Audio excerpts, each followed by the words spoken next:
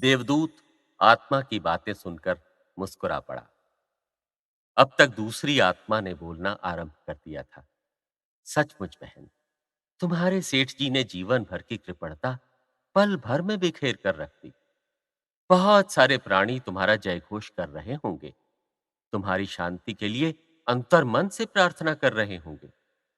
तुम्हें अवश्य ही स्वर्ग मिलेगा। मेरे स्वामी ने भी कुछ कम नहीं किया। कितने परेशान हो उठे वे मेरे प्रस्थान की बात सुनकर। तुरंत दौड़े आए। फिर संवेदना व्यक्त करने के लिए आए लोगों से कितनी प्रशंसा की मेरी। लगता था उनका हृदय फट जाएगा। शोकवश दफ्तर भी नहीं गए, छुट्टी करवा दी। सारे कर्मचारी मेरी शव यात्रा में शामिल हुए। चंदन की लकड़ी से उन्होंने मेरा दाह संस्कार संपन्न किया। शुद्ध घी ही तो एक मन डलवा दिया। उन्होंने अपना सारा जीवन अंग्रेजी ढंग से बिताया, रात रात भर क्लबों में सुरा सुंदरियों का सेवन किया, पर आज वे सिर मुड़ाने और वैदिक रीति से संस्कार कराने को तैयार हो गए। ये उनके प्रेम का ही तो प्रमाण है।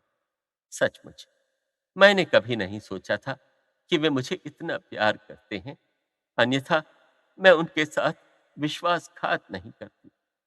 कहते कहते इस आत्मा का भी कंठ अवरुद्ध हो गया।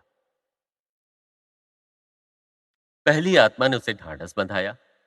तुम व्यर्थ चिंता करती हो बहन। विश्वासघात मैंने भी किया है और तुमने भी। पर इससे क्या होता है? हमने यदि 4 पाप किए हैं तो 100 पुण्य किए हैं। दीन दुखियों में जो धन बांटा है वो सब क्या व्यर्थ जाएगा? दरिद्र कंगालों का आशीर्वाद तुम्हें भी निश्चय ही स्वर्ग ले जाएगा। देवदूत के अधरों पर पुनः एक कुटिल रेखा खिंच गई। कुछ क्षण शांति रही। फिर पहली आत्मा ने ही कहना आरंभ किया। चिंता तो इस बेचारी को देखकर होती है।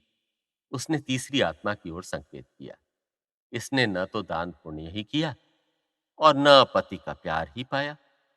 भूख और लांछनाओं ने इसे अवकाश भी कहाँ दिया कि मंदिर जाकर कुछ दान पुण्य कर सकती। फिर इसे पति भी एक ही मिला। इसने शरीर त्यागा तो उसकी आंखों से आंसू तक न निकले। मूर्ख निकम्मे की तरह चुपचाप शव पर सिर रखे बैठा रहा। न तो क्रियाकर्म की व्यवस्था की और न दान पुण्य की। पास में पैसे नहीं थे तो क्या हुआ? ऐसे मौके पर कर्ज तो मिल ही जाता। पर उसे क्या? पत्नी को स्वर्ग भेजने की इच्छा होती तब ना। न जाने क्या फल भुगतना पड़ेगा इसे। लड़के वाले भी तो नहीं है जो कुछ अर्पण दें, उद्धार करें। देवदूत ने मुस्कुराकर तीसरी आत्मा की ओर देखा। वो गुमसुम बैठी थी, चिंता में निमग्न। पहली आत्मा की कोई बात भी शायद उसने न सुनी थी। तभी अचानक देवदूत चमक पड़ा। बड़ी तेजी से एक प्रकाश पिंड उठा आ रहा था।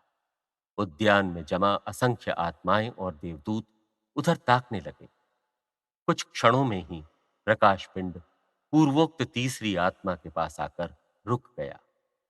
ये था, उसने लिखा था, ई बुक की कहानी प्रेम परीक्षा का अंश।